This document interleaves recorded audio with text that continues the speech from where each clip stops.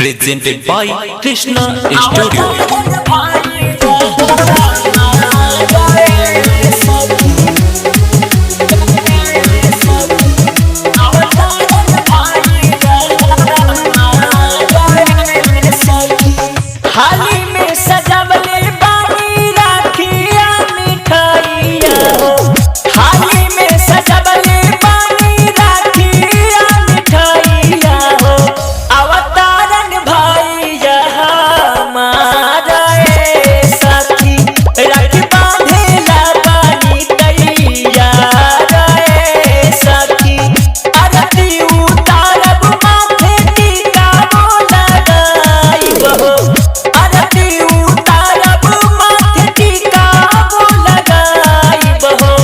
मन जोगे मांगब उपहार सखी अवतारन भाई हमार सखी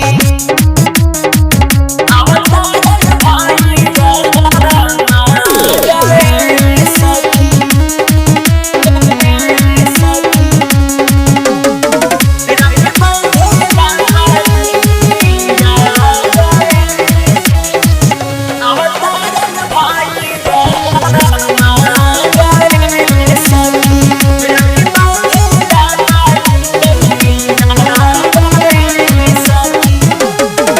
होनमा कहलन काले आइब जरूर हो सुनाए बहिनी भले बानी कतना दूर हो बानी कतना दूर हाँ हाँ होनमा कहलन काले आइब जरूर हो सुनाए बहिनी भले बानी कतना दूर हो रहिया जो हता तब से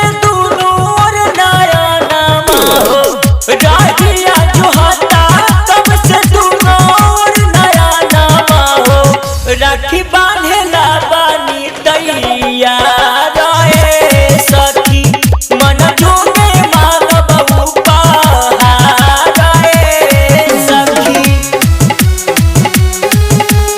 Recording by Krishna Studio, Muzaffarpur.